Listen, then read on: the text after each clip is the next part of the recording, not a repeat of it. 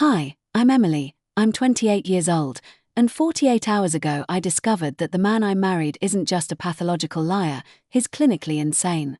I thought I was living a fairy tale romance, but I was actually trapped in a psychological nightmare that nearly destroyed my career, my sanity, and my life. The moment I found those text messages on his computer changed everything, and what happened next will shock you just as much as it shocked me. But I didn't just survive this nightmare. I turned it into the most empowering victory of my life, and by the end of this story, you'll understand why sometimes the worst thing that happens to you can become your greatest strength. Trust me, the final confrontation and what I discovered about his past will leave you speechless. Let me take you back to where it all began, because the warning signs were there from the very first night we met, but I was too blinded by what I thought was love to see them. It was a crisp October evening in Chicago when my world collided with disaster disguised as a dream. I had tickets to see Coldplay at the United Center, something I'd been looking forward to for months. My friend Rebecca had bailed last minute because of work, claiming her boss had dumped a massive project on her desk that absolutely had to be finished by morning. I remember standing in my apartment, holding the 2 tickets, debating whether to go alone or just stay home and watch Netflix. The tickets had cost me almost $400, money I'd saved up specifically for this concert, so the idea of wasting them felt devastating. I decided to go anyway. I put on my favorite black dress, the one that made me feel confident and beautiful, applied my makeup carefully, and drove downtown with my stomach fluttering with nervous excitement. There's something both liberating and terrifying about going to events alone, especially when you're surrounded by thousands of couples and groups of friends. The United Center was packed, the energy electric with anticipation. I found my seat in the lower level, grateful that I'd splurged on good tickets even though it had meant eating ramen noodles for 2 weeks. The opening act was decent, but I was really there for Coldplay, a band that had gotten me through some of the darkest periods of my life. That's when I saw him. He was standing near the VIP section, about 50 feet away from my seat, tall with dark hair that caught the stage lights perfectly. He had this confident posture, like he belonged in those exclusive areas, and he was wearing an expensive-looking black jacket that probably cost more than my monthly car payment. Our eyes met during the opening notes of Yellow, and something electric passed between us that made my breath catch in my throat. During intermission, as I was standing in the crowded concourse trying to decide whether to buy an overpriced concert t-shirt, he approached me with the kind of smile that belonged in toothpaste commercials.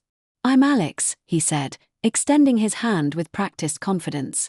His grip was firm, warm, and lasted just a beat longer than strictly necessary. "I noticed you singing along to every word back there. You're obviously a real fan." His voice was smooth, cultured, with just a hint of an accent I couldn't quite place. British maybe, or Australian, something that suggested worldliness and sophistication. Up close, he was even more attractive than he'd appeared from a distance, with green eyes that seemed to see right through me and a jawline that could have been carved from marble. "I'm Emily," I replied, trying to keep my voice steady despite the way my heart was racing. "And yes, I've been a fan since college. There's something about their music that just speaks to me." He nodded thoughtfully, as if my answer revealed something profound about my character. "I completely understand. Music has this incredible power to connect us to our deepest emotions, doesn't it? It's why I do what I do." I raised an eyebrow, intrigued. "What do you do?" He glanced around conspiratorially, then leaned in closer, and I caught a whiff of expensive cologne mixed with something uniquely masculine. "I'm actually here on business. I manage the band. We're in town for 3 nights, and honestly, it gets lonely being in a different city every week." My heart nearly stopped. A music manager, working with Coldplay. This gorgeous, sophisticated man who traveled the world with one of my favorite bands was talking to me, Emily Rodriguez, a pharmaceutical sales rep from the suburbs who drove a 3-year-old Honda and lived in a 1-bedroom apartment with a leaky faucet I kept meaning to fix. "That must be incredible," I managed to say, trying not to sound too impressed and failing miserably. "What's it like, being on tour with them?" His eyes lit up, and he launched into stories that painted a picture of a glamorous life I could barely imagine. He told me about recording sessions that went until dawn, about Chris Martin's obsessive perfectionism, about backstage moments with celebrities whose names I'd only seen in magazines. He described hotel suites in exotic cities, private jets, and the kind of creative energy that came from working with true artists. "It's not all glamorous," he said with a self-deprecating laugh that somehow made him even more attractive. "There's a lot of stress, a lot of pressure, and you're constantly dealing with egos and deadlines.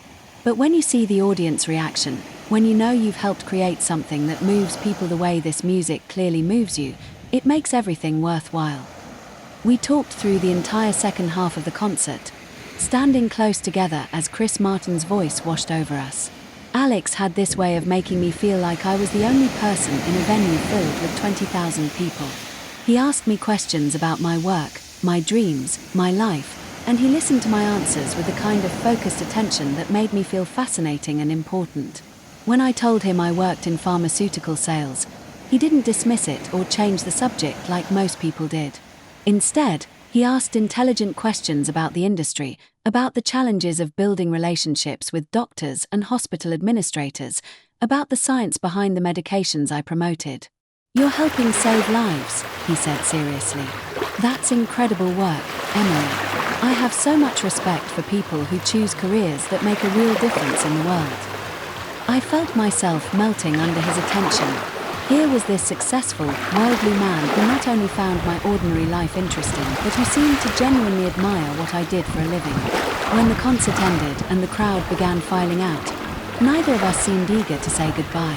We stood in the emptying venue, the echo of the final song still ringing in our ears, and I felt this desperate hope that the evening wouldn't end here. "I know this might be forward," Alex said, running a hand through his hair in a gesture that seemed almost nervous. "But would you like to grab a late dinner? I know this place where we can actually hear each other talk, and I'm not ready for this conversation to end."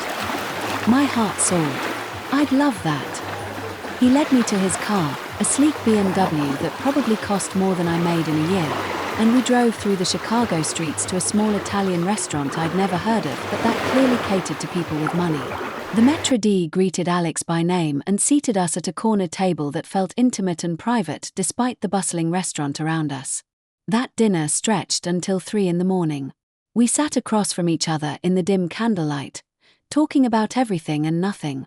He told me about growing up in Denver with parents who were always traveling for business, about how music had been his escape during a lonely childhood, about his dreams of eventually starting his own record label. I found myself sharing stories I rarely told anyone, about my family's immigration from Mexico when I was 10, about the pressure I felt to succeed in corporate America, about the loneliness of being a single woman in a city where it seemed like everyone else had figured out love and relationships. "You're not like the women I usually meet," he said, reaching across the table to touch my hand. His fingers were warm and gentle as they traced patterns on my skin. "There's something genuine about you. Something real. Most of the people in my world are so focused on image and connections that they've forgotten how to be authentic." I felt like I was living in a romance novel. This incredible man, this successful, attractive, sophisticated person who could have anyone, was choosing to spend his time with me. He was looking at me like I was something precious and rare, and I hadn't felt that way in longer than I cared to admit. When he told me more about his work, describing the creative process of putting together tours and managing artistic personalities, I was completely captivated. He painted a picture of a world I'd only imagined, filled with creativity and passion and the kind of meaningful work that most people only dreamed about. "The hardest part is the travel," he said, his thumb still tracing gentle circles on my hand. "It's amazing to see the world, to work with incredible artists, but it can be isolating. You're always in a different city, always surrounded by people but somehow still alone." I understood that feeling more than he could have known. My job required frequent travel too, though nothing as glamorous as international tours with rock stars. I knew what it was like to wake up in anonymous hotel rooms, to eat dinner alone in restaurant after restaurant, to have amazing experiences with no one to share them with. As the evening wore on, I found myself falling deeper under his spell. He was charming without being pushy, confident without being arrogant, and he had this way of making me feel like the most interesting person he'd ever met. When he talked about his family, describing parents who were successful in international business but somewhat distant emotionally, I felt a connection to his story that surprised me with its intensity. "They're good people," he said when I asked about his parents. "But they're always traveling, always focused on the next deal or the next opportunity." I think that's why I was drawn to music originally, because it filled the silence in our house when I was growing up. When he walked me to my car in the restaurant's parking lot, the Chicago autumn air crisp against our skin, I felt this desperate hope that this wouldn't be the end. He stood close to me, close enough that I could feel the warmth radiating from his body, and looked down at me with those incredible green eyes. "I'd love to see you again," he said softly. "I know I travel a lot, but something tells me you might be worth changing my plans for." And with that, he kissed me softly under the parking lot lights, and I knew my life had just taken a dramatic turn. His lips were warm and gentle, and the kiss tasted like wine and possibility and everything I'd been missing without knowing it. The next 6 months were like something out of a movie, the kind of whirlwind romance I'd only seen in films and read about in novels. Alex would fly into Chicago every few weeks, always with presents that showed he'd been thinking about me, always with stories of his latest adventures that made my ordinary life seem dull by comparison. He'd surprise me with weekend trips to places I'd only dreamed of visiting. We went to Napa Valley, where he seemed to know the owners of exclusive wineries and got us private tastings in caves I didn't even know existed. We spent a long weekend in New York, where he took me to Broadway shows and restaurants that required reservations months in advance. Every gift he brought me was thoughtful and expensive in a way that made me slightly uncomfortable but also incredibly flattered. Designer jewelry that he'd claim reminded him of my eyes, silk scarves from boutiques in Paris where he'd supposedly been working with artists I'd heard of but never thought I'd have any connection to, perfumes that cost more than my monthly grocery budget. "I saw this and thought of you," became his constant refrain, and each time he said it, my heart would flutter with the knowledge that this incredible man was thinking about me even when we were apart. He had this way of making every moment feel special and significant. He'd show up at my apartment with flowers and expensive wine, rolling up his sleeves to cook elaborate dinners while telling me about recording sessions with musicians whose names I recognized from award shows. He painted a picture of a life so glamorous and exciting that I felt lucky just to hear about it secondhand. During these dinners, he described the creative process in detail that made it seem both mystical and accessible. He'd talk about late-night sessions where artistic breakthroughs happened in moments of exhaustion and inspiration, about the delicate balance of managing creative personalities while handling the business side of the music industry. "Last week I was in a studio in Los Angeles," he'd say, "stirring a sauce that smelled better than anything I'd ever attempted to cook, and we were working on this track that just wasn't coming together. Everyone was frustrated, the artist was getting temperamental, and I could feel the whole project falling apart. But then I suggested we try a different approach, and suddenly everything clicked. That's the magic of this work, Emily. You never know when inspiration is going to strike." These stories filled me with admiration for his work and his talent, but they also made me increasingly aware of how ordinary my own life seemed by comparison. While he was having creative breakthroughs with famous musicians, I was making sales calls to doctors' offices and trying to hit quarterly targets for heartburn medication. But Alex had a way of making my work seem important and meaningful too. He'd ask detailed questions about my clients, about the challenges of the pharmaceutical industry, about the science behind the medications I promoted. He made me feel like my knowledge and experience were valuable, like I was contributing something important to the world. "You're helping improve people's lives," he'd say seriously. "That's real work, meaningful work. Not everyone gets to say that about their career." His validation meant everything to me, especially coming from someone who seemed to live such an accomplished and exciting life. When he looked at me with those green eyes and told me I was amazing, I believed him completely. As our relationship deepened, he started talking about the future in ways that made my heart race with possibility. During long walks along Lake Michigan, with the Chicago skyline glittering in the distance, he'd describe dreams that seemed to include me in fundamental ways. "You should move to Denver," he said one evening as we watched the sunset over the lake. "I'm tired of this long-distance thing.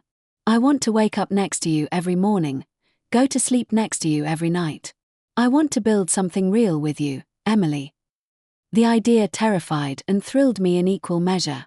Leave Chicago. Leave my job, my friends, my family.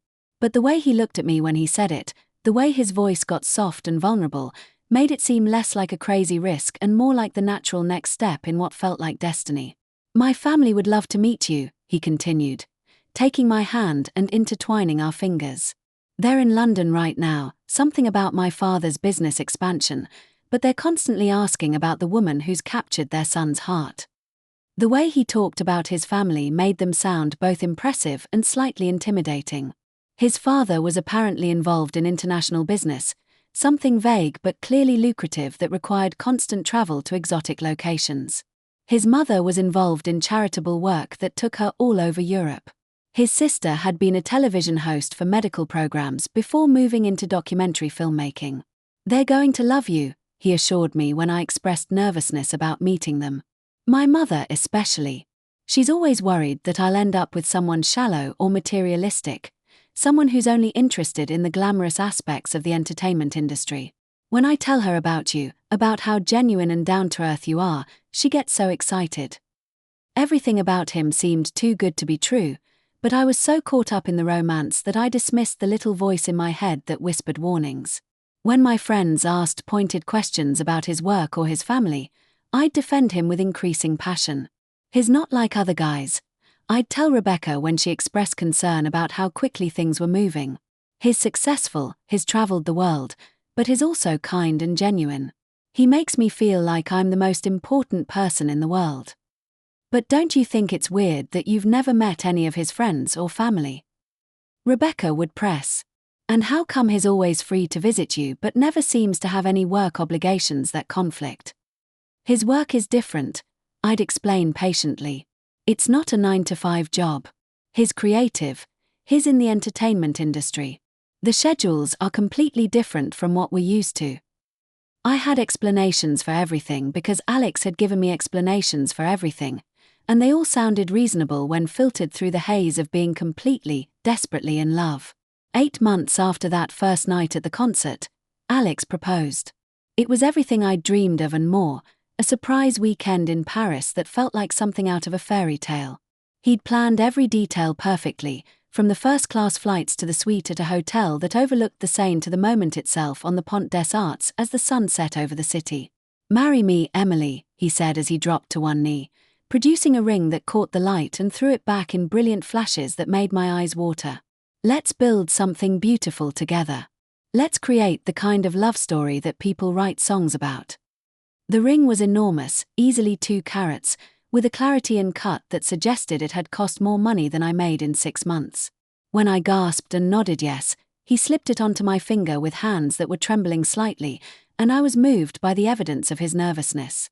"I've never been so happy in my entire life," he whispered as he kissed me with the Eiffel Tower sparkling in the distance. "You're my everything, Emily. My whole world." The weekend in Paris was magical in ways I hadn't imagined possible. We ate at restaurants that required months of advance reservations, visited museums after hours through connections Alex seemed to have everywhere, and spent hours walking through the city talking about our future together. "I want to give you everything," he said as we sat by the Seine, watching boats drift by in the golden afternoon light. "I want to travel the world with you, show you all the amazing places I've been, share all the experiences I've had. I want to wake up every morning grateful that I found you." I felt like the luckiest woman alive. Here was this incredible man, successful and sophisticated and worldly, choosing to spend his life with me. When I called my family from our hotel room to tell them about the engagement, I was practically glowing with happiness. But then came the reality of introducing Alex to my family, and that's when the first real cracks in my fairy tale began to show. My parents, my brother Miguel, my sister Sophia, none of them liked him, and their dislike was immediate and visceral in a way that caught me completely off guard. It wasn't anything obvious at first, just a general sense of unease that hung over our first family dinner like a dark cloud. "There's something off about him," my mother whispered to me while Alex was in the bathroom during his first visit to our house. "He's charming, yes, very charming, but it feels practiced. Like he's performing a role instead of just being himself." My father, usually diplomatic and polite even when he disapproved of something, was more direct in his concerns. "What exactly does he do for work, Mija?" Because I've been asking him specific questions about the music industry, and his answers are very vague. Very general. He's a music manager, Papa, I said, feeling defensive and frustrated. He travels constantly, he works with famous artists.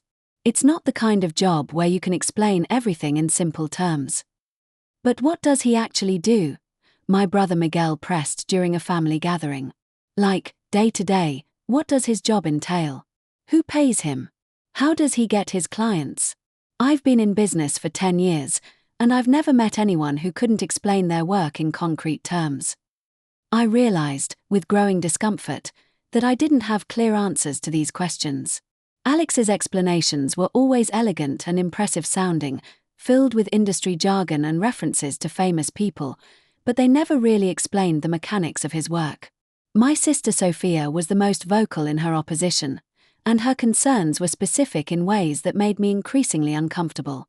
Emily, I've spent hours Googling him. I can't find any trace of this management company he claims to work for. No website, no LinkedIn profile, no professional presence anywhere. In the music industry, everyone has some kind of online footprint. Not everyone broadcasts their life online, Sophia. I snapped, but even as I said it, I knew it sounded weak. Some people value privacy. Some companies work behind the scenes. I'm not talking about personal social media, she pressed. I'm talking about professional credentials. Management companies have clients, they have websites, they have some kind of public presence. This company he claims to work for, it doesn't exist anywhere I can find. The family meetings became increasingly tense as my wedding date approached. Alex would charm them superficially during visits, bringing expensive gifts and telling entertaining stories about his supposed work, but the moment we left, the interrogation would begin. He talks about all these famous clients, my mother observed after one particularly uncomfortable dinner, but he never seems to actually work. When is he supposed to be managing these people if he's always available to visit you? Doesn't he have obligations, schedules, commitments? He told me he was flying to Los Angeles yesterday for a recording session, my father added, but then you mentioned he was at your apartment watching movies. Which is it? I found myself caught in an impossible position, defending a man I loved against a family I trusted, and the cognitive dissonance was starting to tear me apart. I'd make excuses for inconsistencies in Alex's stories, rationalize the gaps in his professional background, and fight with my family about their unfair treatment of the man I was planning to marry. You don't understand him, I'd argue, sometimes with tears streaming down my face. His work is different. It's creative, it's in the entertainment industry. You can't apply normal business standards to what he does. We're not trying to hurt you, Mija, my mother would say gently. We just want to make sure you're making the right decision.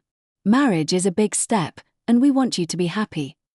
But I interpreted their concerns as jealousy or small-mindedness.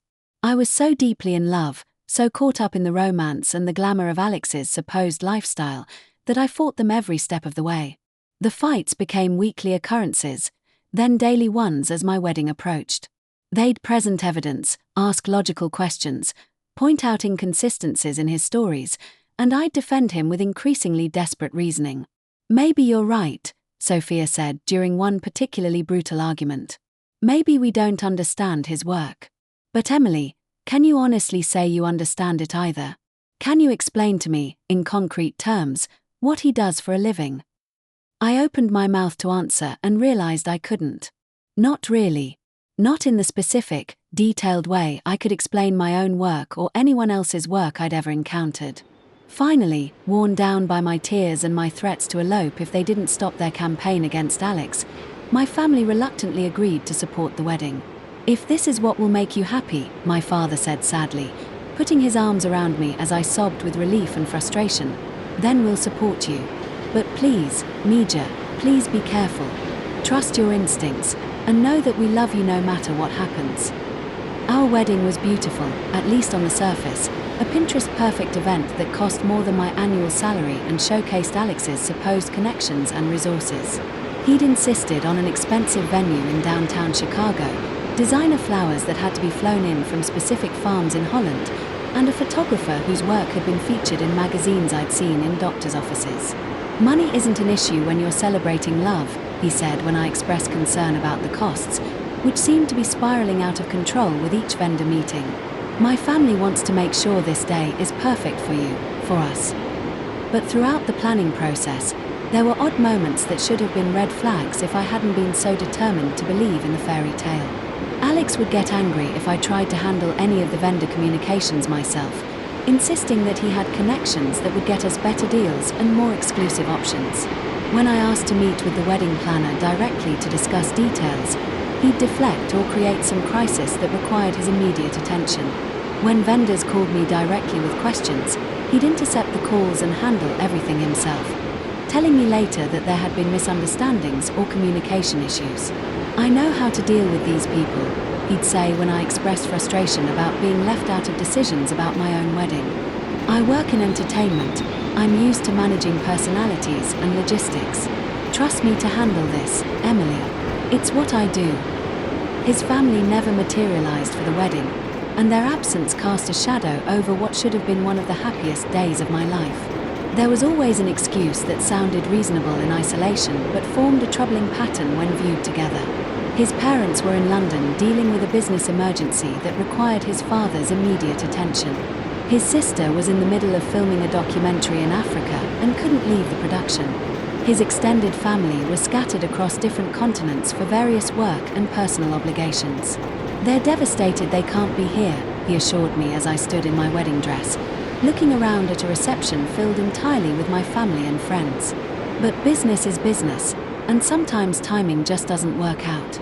They'll make it up to us, I promise. Even my friends noticed the absence of anyone from Alex's side of the ceremony. Rebecca cornered me during the reception, looking concerned and slightly confused. "Where is everyone from his family?" she asked. "I mean, not a single person.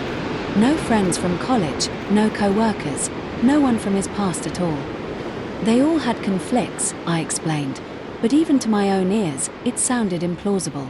His work takes him all over the world, and his family travels constantly for business. The timing just didn't work out. "Emily, that's weird," she said gently. "I mean, really weird. Even if people travel for work, someone makes time for a wedding. Someone shows up." But I was so committed to the narrative Alex had created, so invested in believing that our love story was real and beautiful and worth defending, that I rationalized even this glaring absence. The honeymoon was perfect in the same surreal way that everything with Alex seemed perfect on the surface while hiding troubling undercurrents. 2 weeks in Italy, staying in luxury hotels that I couldn't have afforded in a lifetime of saving, eating at restaurants that required reservations months in advance. Alex seemed to know people everywhere we went, always getting us special treatment, upgraded rooms, exclusive experiences that other tourists couldn't access. We had private tours of museums, wine tastings at vineyards that weren't open to the public, dinners at restaurants that claimed to be fully booked but somehow found tables for us. "It's all about connections," he'd say with a modest smile when I marveled at the treatment we received. "When you work in entertainment, you meet people in every industry. Everyone knows someone who knows someone." But even during those magical 2 weeks, there were moments that felt off in ways I couldn't quite articulate. Alex would disappear for hours at a time, claiming he needed to handle urgent client calls that couldn't wait despite the time differences and the fact that we were supposed to be on our honeymoon. "The music industry never sleeps," he'd explain when I expressed frustration about his absences. "When artists are creating, when inspiration strikes, you have to be available. It's not a 9-to-5 job, Emily." When I suggested we video call his family so I could finally meet them and thank them for their contributions to our wedding, there was always some technical issue or timing problem that made it impossible. "The time difference is terrible," he'd say, "and they're in meetings constantly with the London expansion. But soon, I promise. Once we get settled in Denver and things calm down with their business situation, we'll plan a proper visit." Moving to Denver after our honeymoon was harder than I'd anticipated, emotionally and professionally. I'd left behind a great job at Johnson & Johnson in Chicago, a position I'd worked years to earn, to follow Alex to his city and start over completely. Finding work in a new city where I had no connections or reputation was challenging in ways I hadn't expected. The pharmaceutical industry was relationship-based, and building trust with new clients required time and consistent presence that was difficult to establish when you were starting from zero. But I was determined to make our marriage work, to prove to my family and to myself that I'd made the right choice in following Alex across the country. I networked aggressively, attended every industry event I could find, and eventually landed a position with Pfizer's Denver office that paid well but required extensive travel and long hours building relationships with new clients. Meanwhile, Alex's work situation seemed increasingly chaotic and impossible to pin down. He was always between projects, always waiting for the next big break, always dealing with contracts that were supposedly in the works but never seemed to materialize into actual employment or income. The entertainment industry is feast or famine, he'd explain when I asked about his lack of steady income or concrete work commitments. You might go months without the right opportunity, but when the big projects come through, they more than make up for the quiet periods. I found myself supporting us financially more and more as months passed, and Alex's promised big breaks never materialized. The mortgage on our beautiful house in Cherry Creek, the payments on the expensive cars he'd insisted we needed to maintain his professional image, the designer clothes and exclusive experiences that were supposedly necessary for his work, it all fell on my shoulders and my growing credit card debt. It's temporary, he'd assure me whenever I brought up our financial situation, which was becoming increasingly dire despite my good salary. I've got 3 major deals in the works right now. Any day now, everything will change, and we'll be able to pay off everything and start building real wealth. These promised deals were always just around the corner, always requiring just a little more time, just a little more patience from me while he navigated the complex negotiations that he claimed were standard in his industry. 6 months into our marriage, Alex's vague employment situation became a serious problem that I could no longer ignore or rationalize away. Our credit cards were maxed out, we were behind on several bills, and I was working myself to exhaustion trying to generate enough income to support both of us. I started pressuring him to find more steady work, something with regular hours and consistent pay that could help stabilize our financial situation. After weeks of arguments and tears, he finally agreed to look for something more traditional. I used my growing network in Denver to help him find opportunities, calling in favors and making connections that took months to cultivate. Through my pharmaceutical contacts, I learned about a marketing position at a biotech startup that seemed perfect for someone with Alex's supposed background in entertainment and promotion. The company was growing rapidly, the salary was decent with excellent benefits, and the hiring manager was impressed with Alex's supposed experience in managing high-profile clients and complex projects. His charm and confidence served him well in the interview process, and he got the job within a week of applying. I was so relieved and proud, so hopeful that this might be the turning point that would stabilize our marriage and our finances.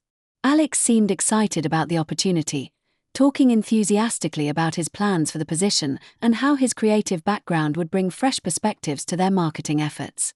He lasted exactly 1 week. When he came home early on Friday afternoon with a box of his belongings and a story about being let go, I was confused and devastated in equal measure. They didn't understand my creative process, he explained, setting the box down in our foyer and avoiding my eyes. The manager there is clearly threatened by anyone with real industry experience. She kept micromanaging my work and questioning my methods. It wasn't a good fit for someone with my background. I wanted to believe him, needed to believe him, but something about his explanation felt off. How could someone go from being excited about a new opportunity to being fired in less than a week? What had actually happened during those 5 days?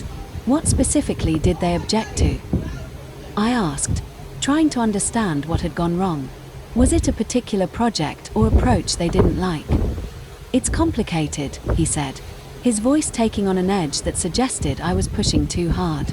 You don't understand how creative industries work, Emily.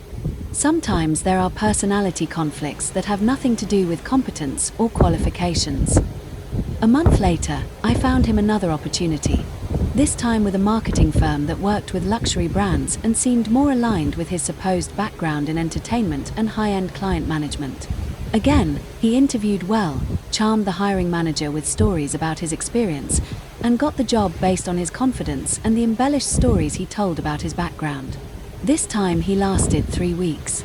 The company culture was toxic, he said when he came home with another box of belongings and another story about workplace conflicts. The supervisor was micromanaging every aspect of my work, questioning decisions that were clearly above her level of understanding. You know, I work best with creative freedom and trust. A pattern began to emerge that I couldn't ignore no matter how hard I tried to rationalize it. I'd find him opportunities through my professional network. He'd get hired based on his charm and his ability to tell compelling stories about his supposed experience, and then he'd be let go within weeks for various reasons that were always someone else's fault.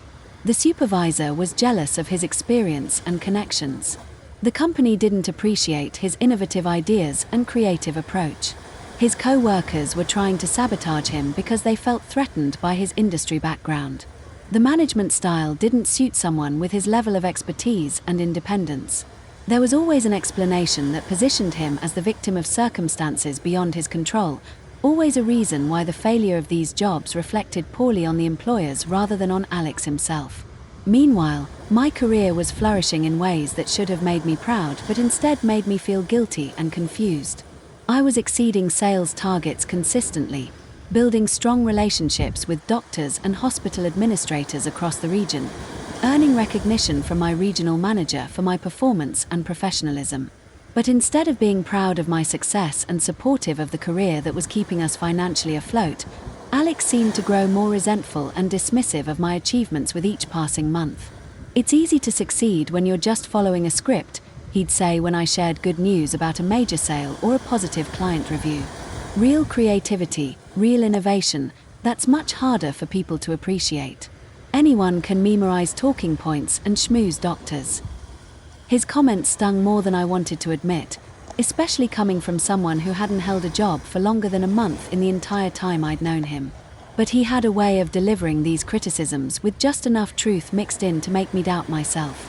Despite the mounting financial pressure and his continuing employment problems, Alex had ways of making me feel like the most cherished woman in the world, and these moments of tenderness were what kept me believing in our marriage even as everything else fell apart around us. He'd surprise me with elaborate gestures that seemed to come out of nowhere, fresh flowers appearing in my car when I came out of difficult client meetings, little love notes tucked into my laptop bag that I'd find during stressful presentations, gourmet dinners waiting when I came home exhausted from long business trips. On Sunday mornings, he'd wake up early to prepare elaborate breakfasts that could have come from expensive restaurants, fresh squeezed orange juice, eggs Benedict with hollandaise sauce made from scratch, French pastries from the expensive bakery downtown that cost more than most people's entire grocery budgets. He'd feed me bites of food with his own hands, telling me I was his queen, his everything, the reason he got up every morning and the inspiration for everything good in his life. "You work so hard for us," he'd say, massaging my feet while soft jazz played in the background and candles flickered throughout our living room. "Let me take care of you the way you deserve to be taken care of. You're precious to me, Emily. More precious than anything else in the world." These moments were intoxicating in their intensity and romance. They made me feel loved and valued and special in ways I'd never experienced before, and they created a powerful emotional contrast to the criticism and stress that characterized most of our interactions. When friends or family expressed continued concerns about our relationship, I'd think back to these perfect moments and wonder how they could possibly understand what Alex and I had together. How could they see the problems when they hadn't experienced the incredible highs, the moments of pure love and devotion that made everything else seem worth enduring? But there was a darker side that emerged gradually, so subtly that I didn't recognize it as manipulation until much later. The same attention to detail that created those romantic gestures was also applied to slowly and systematically undermining my confidence and independence. When we'd go out to dinner or attend social events, Alex would be charming and attentive in public, but afterward, during the drive home or while getting ready for bed, he'd have comments that slowly chipped away at my self-esteem. "That dress doesn't really flatter your figure," he'd say casually as we drove home from a work function where I'd felt confident and attractive all evening. "I noticed how elegant the other women looked tonight. Maybe we should go shopping this weekend and find some styles that work better with your body type." Or, "Did you notice how quiet you were during dinner? I had to carry most of the conversation with my colleagues. You should work on being more engaging in social situations, especially when it's important for my professional relationships. At first, I thought he was trying to help me improve myself, offering constructive feedback from someone who moved in more sophisticated circles than I was used to. But over time, these comments became more frequent and more cutting.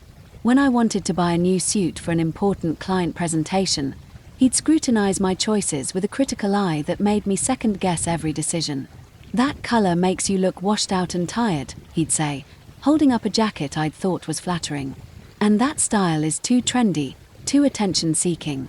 You want to look professional and trustworthy, not like you're trying too hard to make an impression." Gradually, I found myself asking for his opinion on everything I wore, everything I said, every decision I made. He'd positioned himself as the authority on style, on social skills, on what was appropriate for a woman in my professional position. The real problems began when my job required me to attend industry conferences and training sessions. Pharmaceutical sales involved constant education about new drug launches, updated treatment protocols, and networking events where relationship building was crucial for long-term success. Alex hated when I traveled for work, and his resentment manifested in increasingly dramatic and irrational ways. The night before any business trip, he'd pick fights about the most ridiculous things, creating chaos and emotional turmoil that left me drained before important professional events. "Why do you need to stay 3 nights for a 2-day conference?" he'd demand, his voice rising with accusation and suspicion. "It seems like you're looking for excuses to get away from home, to get away from me." "The conference is 2 days, but there are networking dinners and early morning sessions," I'd explain patiently, showing him the agenda I'd printed out to demonstrate that my schedule was legitimate and necessary. "This is how the industry works, Alex. These relationships are crucial for my success. Or maybe you enjoy being around all those male doctors and executives," he'd say, his voice taking on a nasty edge that made my stomach clench with anxiety. "Maybe the real attraction isn't the education or the networking. Maybe you like the attention." These fights would escalate into screaming matches that left me emotionally drained and questioning my own motivations. By the time I arrived at conferences, I'd be anxious and distracted, worried about the state of my marriage and dreading the angry text messages that would arrive throughout each day. "Having fun at your little party," he'd text while I was in the middle of presentations to potential clients. "Too busy flirting with doctors to call your husband," when I didn't respond immediately to his messages because I was in meetings or educational sessions. "I guess your career is more important than your marriage," became a constant refrain that followed me through every professional obligation. The irony wasn't lost on me that the man who couldn't hold a job for more than a few weeks was criticizing my dedication to the career that was supporting both of us and keeping us from complete financial ruin. But somehow, he'd managed to make me feel guilty about my success and my professional obligations. When I'd return from these trips, Alex would be waiting with accusations and suspicions that grew more elaborate and paranoid with each business travel experience. "I called the hotel at midnight your time, and you didn't answer your room phone," he'd say, his eyes narrowing with suspicion. "Where were you? What were you doing?" "Probably asleep," I'd reply, exhaustion making me less patient with his interrogations. I had early morning sessions the next day, and I was tired from a full day of meetings. "Or maybe you were entertaining someone else," he'd suggest, his voice dripping with the kind of accusation that made my blood boil with frustration and hurt. These accusations were so far from reality that they seemed absurd, but Alex had a way of presenting his suspicions with such conviction that I'd find myself doubting my own memory and questioning whether I'd somehow given him reason to be jealous. It was around our first anniversary that I began to suspect Alex was cheating, and the signs were unmistakable once I started paying attention to them instead of making excuses for everything that seemed off about his behavior. He'd started disappearing for hours at a time without explanation, claiming he was meeting with potential clients or working on projects that never seemed to materialize into actual work or income. When I'd ask for details about these supposed meetings, his stories would be vague and inconsistent. "I was at a coffee shop downtown, working on a proposal for a new client," he'd say when he came home after a 6-hour absence. Then later, when I referenced this story, I told you I was at the library, researching industry trends for the project I'm developing. He'd started taking phone calls in other rooms, speaking in hushed tones and ending conversations abruptly when I entered the space. When I asked about these calls, he'd claim they were work-related but couldn't provide specifics about the clients or projects being discussed. The technology became his enemy in ways that would have been amusing if the situation hadn't been so devastating. He'd forgotten to turn off location sharing on his phone, and I could see that his claims about where he'd been didn't match his actual movements throughout the day. When I confronted him about these discrepancies, his response was to explode with rage that seemed designed to make me feel guilty for questioning him rather than addressing the inconsistencies in his stories. "You're tracking me now?" he'd shout, his face flushing with anger that seemed disproportionate to the situation. "What kind of marriage is this? I feel like I'm living with a stalker instead of a wife."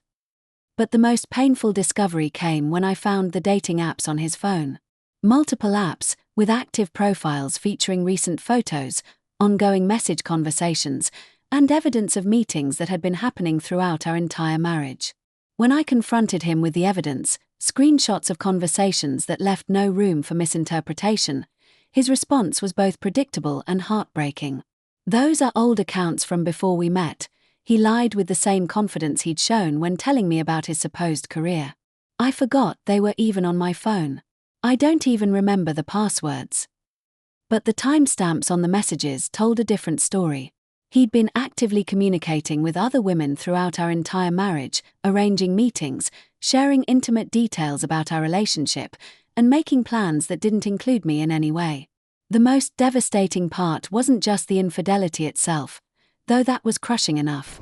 It was the realization that while I'd been building a life with him, supporting him financially and emotionally, defending him to my family and friends who'd seen through him from the beginning, he'd been treating our marriage like a casual arrangement that didn't require his loyalty or honesty. The discovery that finally shattered everything came on a quiet Tuesday evening when Alex was supposedly at a job interview for what he claimed was a perfect opportunity with a company that specialized in entertainment marketing.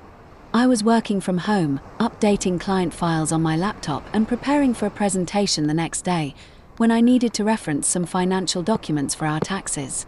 We were already behind on filing, and I was stressed about the penalties we'd face if we didn't get our paperwork submitted soon. Alex had been handling most of our administrative tasks, claiming his flexible schedule made it easier for him to deal with paperwork and financial management. I rarely looked at our shared computer, trusting him to manage these responsibilities responsibly while I focused on generating the income that kept us afloat. But something deep inside me, maybe intuition or maybe desperation, told me to look deeper than the surface folders. I'd been living with this growing sense that nothing in my life was what it seemed, that I was missing crucial information about the man I'd married and the reality of our situation. I opened his laptop and began looking through files, initially just searching for tax documents and bank statements. But then I found a folder labeled WhatsApp Backup that I'd never noticed before, buried among dozens of other folders with innocuous names. The rational part of my mind told me to stop looking, to respect his privacy, to trust my husband and focus on the tasks I needed to complete. But the survival part of my mind, the part that had been screaming warnings for months, pushed me to click on that folder and see what it contained. What I found changed everything I thought I knew about my life, my marriage, and the man I'd been defending against all rational evidence for over a year.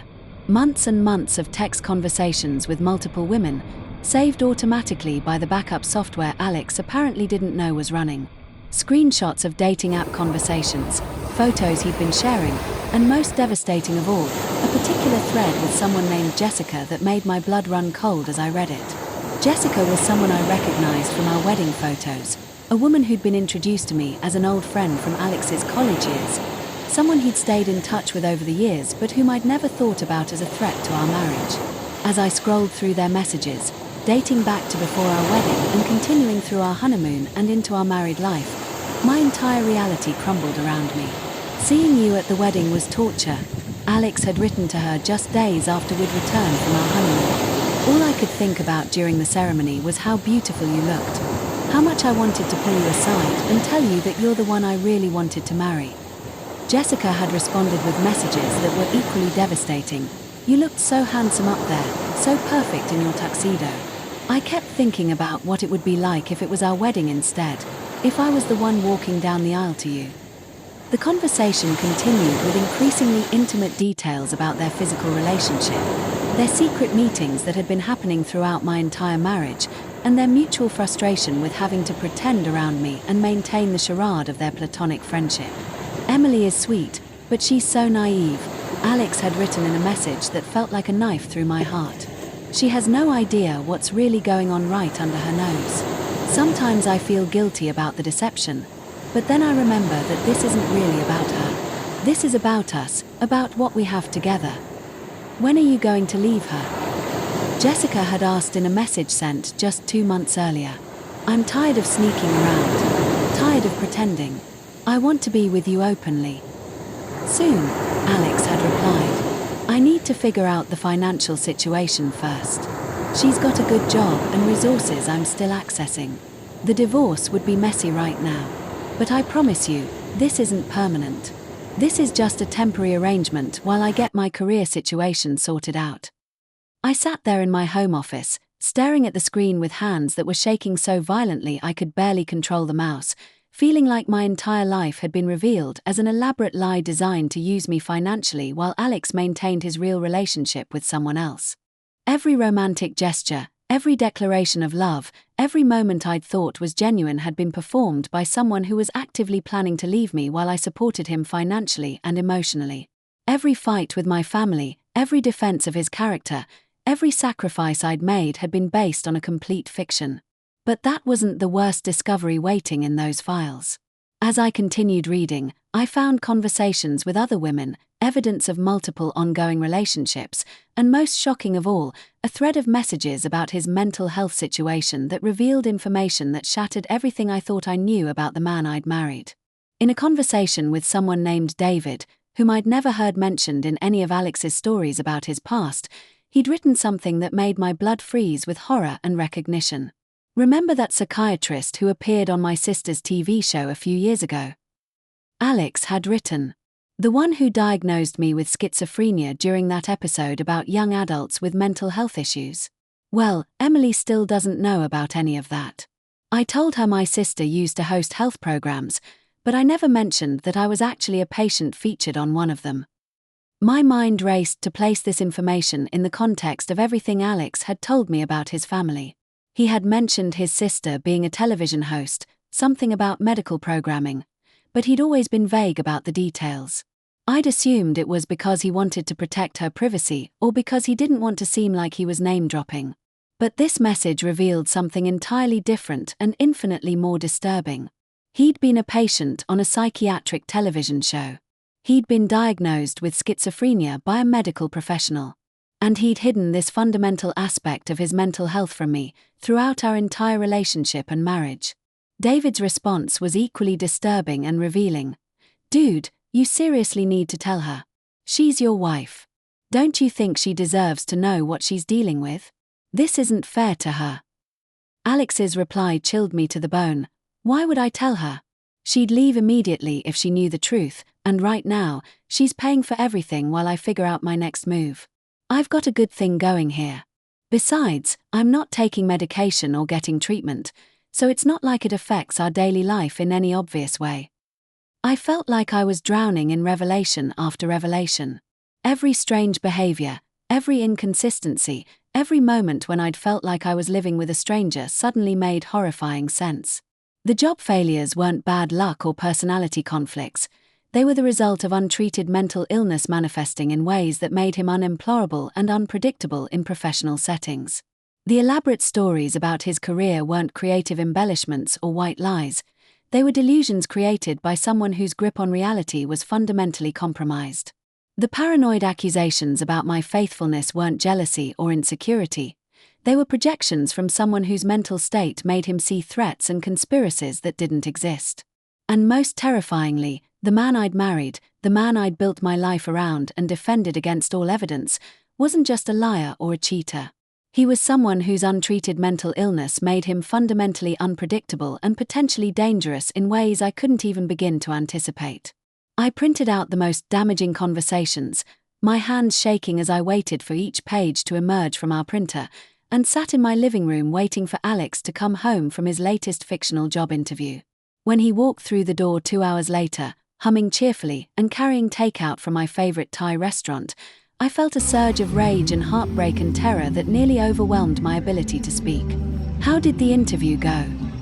I asked, my voice steady despite the storm of emotions raging inside me. "Really well," he said, setting down the food and moving to kiss me with the same affection he'd shown every day of our marriage. "I think this might be the one, Emily. The hiring manager and I really connected, and the position seems perfect for my skill set and experience." Even now, even after everything I'd discovered about his capacity for deception, he was lying to my face with the same confidence and charm that had initially attracted me to him. Even knowing that I knew the truth, he was continuing the performance. "That's interesting," I said, standing up and holding out the printed conversations. "Because according to your text messages, you weren't at a job interview today.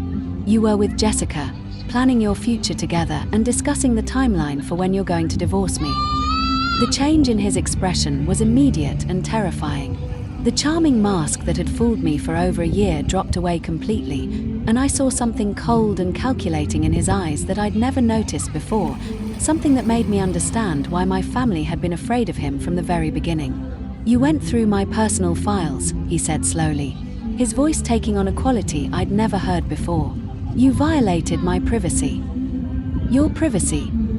I laughed, but there was no humor in the sound, only bitterness and disbelief. "You've been cheating on me with multiple women, lying about everything from your employment to your mental health, and you're worried about privacy." He moved closer to me, and for the first time in our entire relationship, I felt genuinely afraid of him. There was something in his posture, in the way his eyes had changed, that triggered every survival instinct I possessed. "You don't understand what you're dealing with," he said, his voice taking on a menacing quality that made my skin crawl. "Those conversations are taken out of context. Jessica is just a friend who's going through a difficult emotional time, and she tends to fantasize about things that aren't real." "And what about your schizophrenia diagnosis?" I asked, holding my ground despite the fear that was making my heart race. "Is that also taken out of context?" The question hit him like a physical blow. I watched his face cycle through surprise, anger, and then something that looked almost like relief, as if maintaining the deception had been exhausting him. "So you know," he said finally, his voice dropping to almost a whisper. "Good. I'm tired of pretending to be normal for you." And with that admission, everything that had been confusing and inexplicable about our relationship suddenly became crystal clear and infinitely more terrifying. What followed was the most frightening conversation of my life. Once Alex realized I knew about his diagnosis and his deception, his behavior became increasingly erratic and unpredictable in ways that made me understand why David had been concerned about my safety. He alternated between trying to convince me that our marriage was still salvageable and making veiled threats about what would happen if I tried to leave him. His mood would shift from pleading to anger to cold calculation within the span of minutes, and I began to understand that I was dealing with someone whose mental state made him capable of anything. "You can't handle being alone," he said at one point, his voice taking on a sinister edge. "Look at how you clung to me from the first night we met. You need someone to take care of you, to make decisions for you. Without me, you'll fall apart completely." But the most chilling moment came when he started talking about his other relationships as if they were completely normal and acceptable, as if the deception and betrayal were reasonable responses to his situation. "Jessica understands me in ways you never could," he said matter-of-factly, as if we were discussing something as mundane as dinner plans. "And Maria, and Sandra, and the others. They don't judge me or try to change me. They accept me for who I really am." "Who you really are is someone who lied to me about everything," I said, trying to keep my voice steady despite the fear and anger coursing through me. "Your career, your family, your mental health. I don't even know if your name is real." His laugh was cold and empty, and it sent chills down my spine.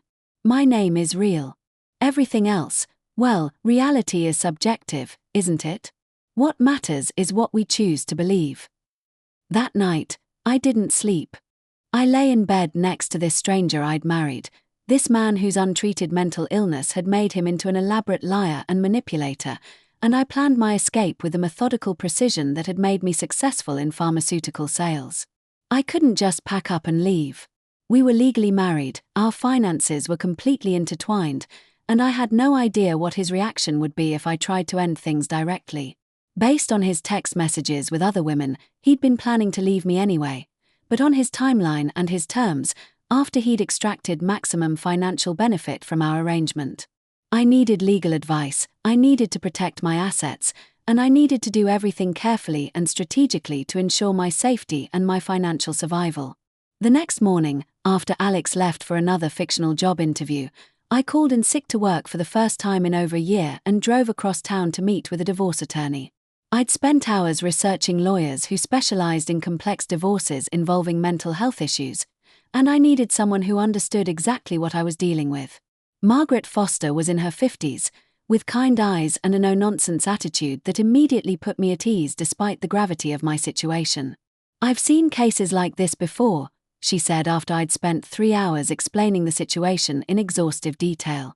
"When someone has been this deceptive about fundamental aspects of their identity and mental health, we need to move quickly and strategically to protect your interests and your safety." We spent the rest of the day going through every detail of my marriage, my finances, and the evidence I'd discovered.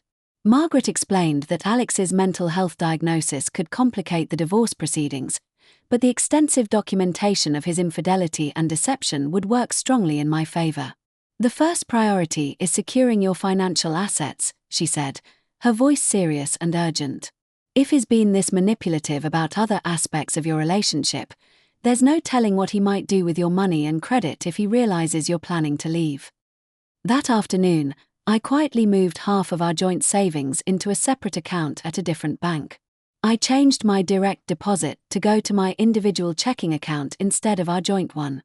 I removed Alex's access to my credit cards and investment accounts. I documented every asset, every debt, every financial obligation that tied us together.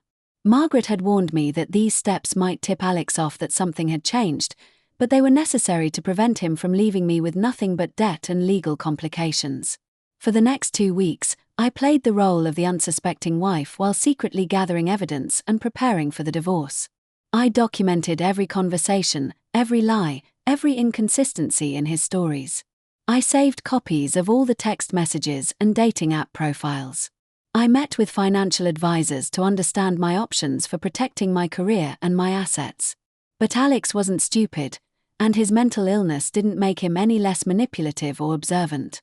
He began to sense that something fundamental had changed between us, even though I thought I was hiding my knowledge effectively. "You've been distant lately," he said one evening over dinner, his eyes studying my face with an intensity that made me uncomfortable. "Are you having second thoughts about us? About our marriage?" "Just stressed about work," I lied, forcing a smile that felt like it might crack my face. "You know how demanding this job can be, especially with the new territory I'm trying to develop." But his paranoia, which had always been directed outward at imaginary threats to our marriage, began to focus on me with laser precision. He started questioning my every move, checking my phone when he thought I wasn't looking, following me to work events to make sure I was actually where I said I'd be. The situation became increasingly unstable and dangerous. He'd have episodes where he'd become convinced that I was plotting against him, followed by periods of excessive affection where he'd shower me with gifts and declarations of love that felt more threatening than romantic. "I know I haven't been the perfect husband," he said during one of these swings, his voice taking on the pleading quality that had once moved me but now filled me with dread. "But I love you more than life itself, Emily. You're the only real thing in my world, the only thing that keeps me grounded." These moments made me doubt my decision to leave, made me wonder if maybe he really was sick and needed help rather than abandonment. Maybe with proper treatment and medication, we could work through this. Maybe I was being cruel by planning to divorce him instead of supporting him through his mental health crisis. But then I'd remember the conversations with other women, the elaborate lies that had defined our entire relationship, the financial manipulation, and I'd know that this wasn't about mental illness alone. This was about someone who had made calculated decisions to deceive and use me, regardless of the underlying causes. The end came sooner than I'd expected, 2.5 weeks into my secret divorce preparations. Alex found the business card for Margaret Foster's law office in my purse, along with notes I'd been taking about asset protection and divorce strategy. I came home from work to find him sitting in our living room, holding the card and my notes, looking at me with an expression I'd never seen before and hoped never to see again. "Divorce attorney," he said quietly, his voice completely devoid of emotion. "How long have you been planning this, Emily?" There was no point in lying anymore. I was exhausted from the deception, tired of pretending, tired of living in fear of this person I'd never really known.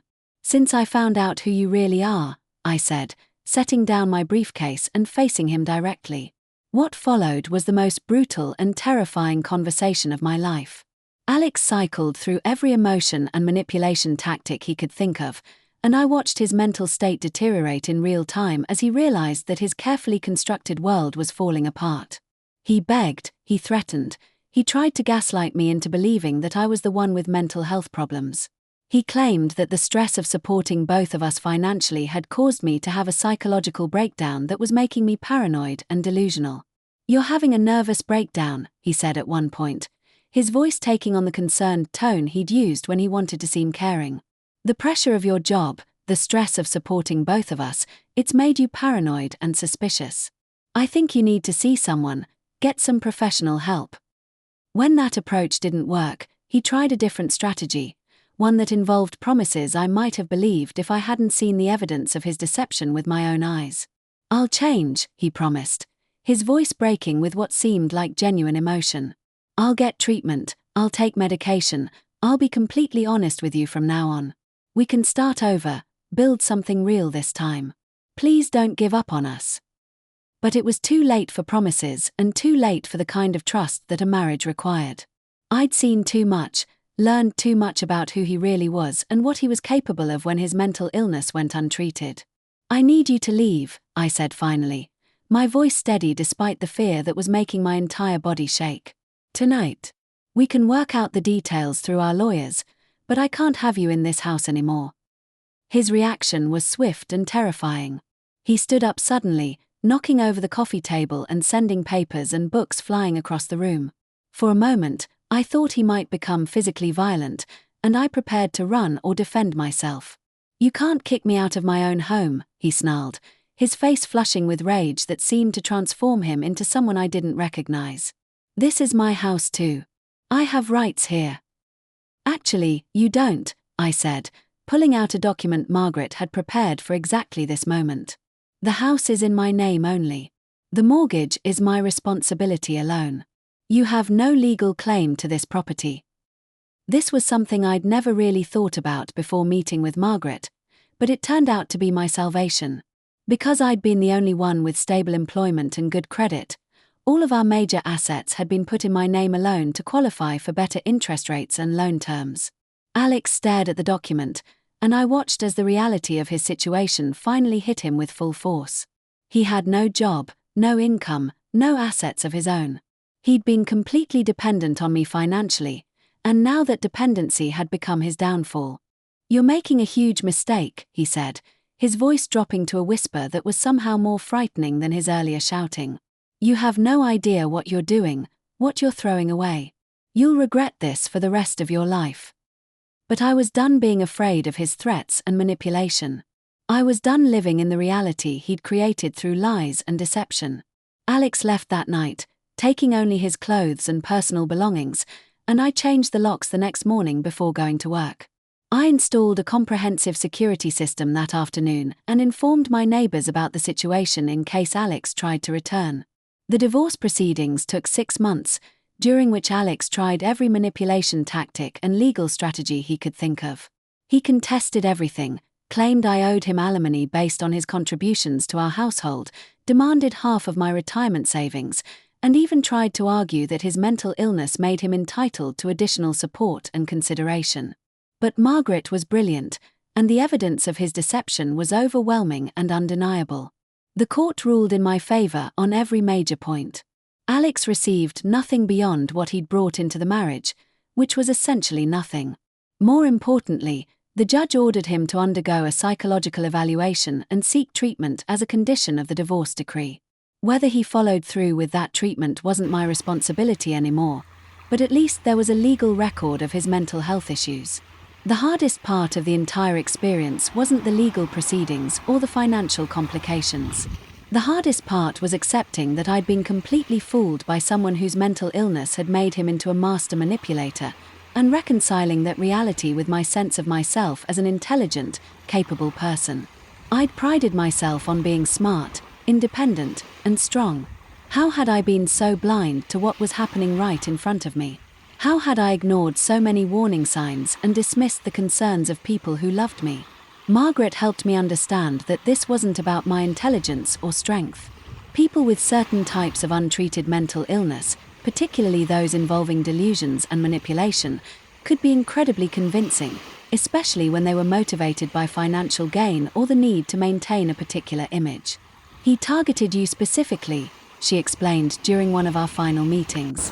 Successful women with good incomes and kind hearts are perfect victims for this type of manipulation. You weren't naive or stupid, Emily. You were dealing with someone whose illness made him an expert at deception and emotional manipulation. 6 months after Alex moved out, I was officially divorced and free to rebuild my life from the ground up. But the emotional recovery took much longer than the legal process and required professional help that I hadn't expected to need.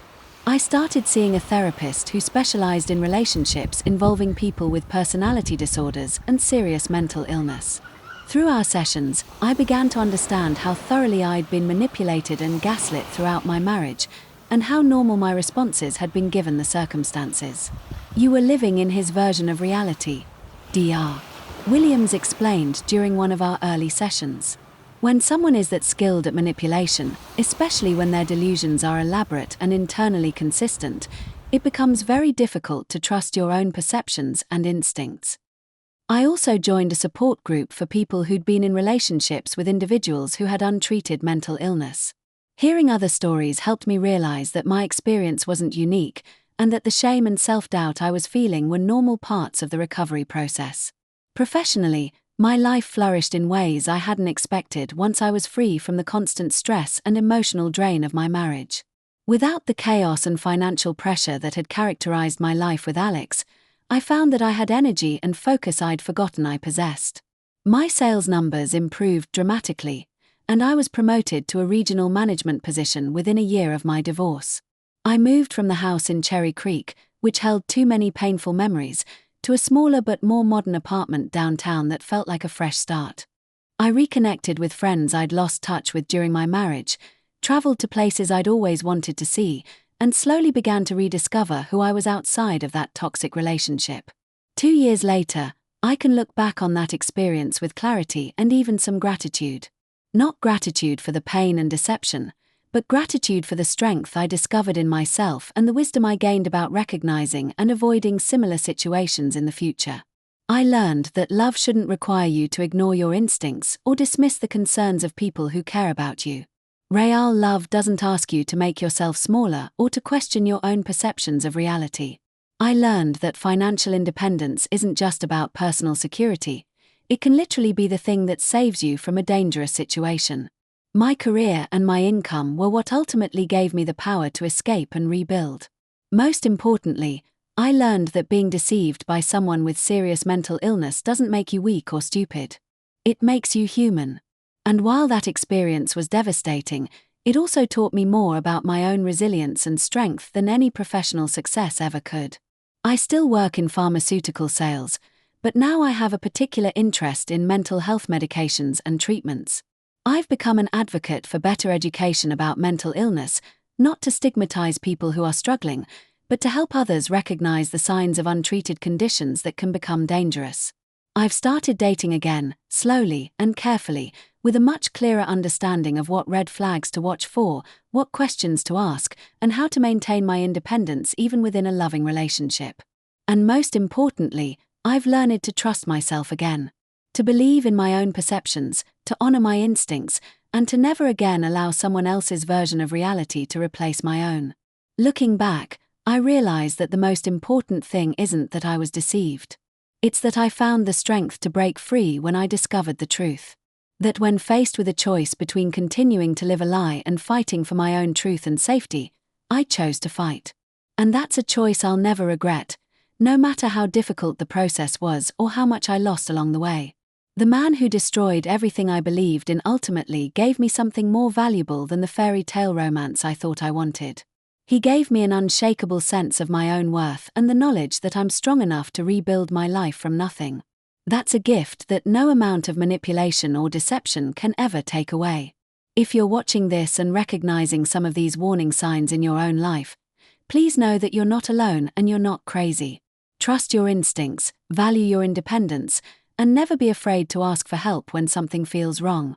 Mental illness doesn't excuse abuse or manipulation, but understanding it can help us protect ourselves and make better decisions about who we allow into our lives. If this story resonated with you, please give it a thumbs up so others who might need to hear it can find it.